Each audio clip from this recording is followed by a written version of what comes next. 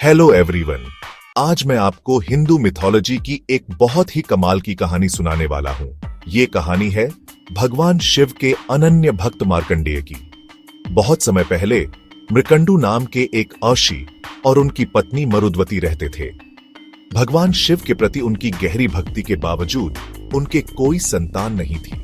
उन्होंने अटूट विश्वास के साथ प्रार्थना की, एक बच्चे का आशीर्वाद पाने की उम्मीद में। उनकी भक्ति से प्रसन्न होकर भगवान शिव उनके सामने प्रकट हुए और कहा, मृकंडू, मैं तुम्हें वरदान देता हूं, लेकिन तुम्हें दो विकल्पों में से एक चुनना होगा। तुम्हारे पास एक बुद्धिमान और गुणी पुत्र हो सकता है जो कम समय जिएगा, या एक साधारण बुद्धि वाला पुत्र जो लंबा जीवन जिएगा।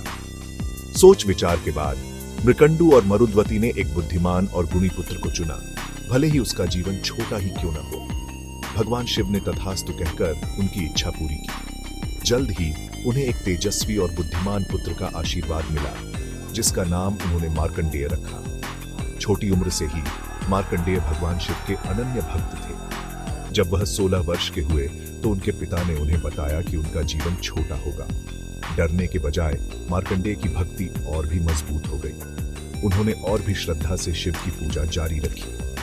वह समय आ गया जब यमराज, मृत्यु के देवता, मार्कंडेय को लेने आए। जैसे ही यमराज ने अपना पाश फेंका, मार्कंडेय शिवलिंग से लिपट गए और गहरी श्रद्धा से ओम नमः शिवाय का जाप करने लगे। उसी क्षण शिवलिंग फट गया और भगवान शिव क्रोध से प्रज्वलित होकर प्रकट हुए।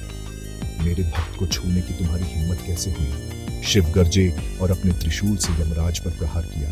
यमराज बेहोश हो गए और पूरा ब्रह्मांड कांप गया। प्राकृतिक व्यवस्था में असंतुलन के डर से देवताओं ने शिव से यमराज को पुनर्जीवित करने की विनती की। शिव ने मान लिया, लेकिन एक शर्त पर, मार्कंडेय हमेशा के लिए जीवित रहेंगे। इस प्रकार शिव की कृपा से मार्कंडेय अमर हो गए और भगवान शिव की अनंत भक्ति में जीवन बिताते रहे। उनकी कहानी अटूट विश्वास और दिव्य कृपा की शक्ति का प्रमाण है। याद रखें, सच्ची भक्ति पहाड़ों को भी हिला सकती है और ईश्वर का आशीर्वाद प्राप्त कर सकती है। ओम नमः शिवाय। ऐसी ही और इंस्पायरिंग कहानियों के लिए लाइक, शेयर और सब्सक्राइब करना न भूलें। अगली बार तक के लिए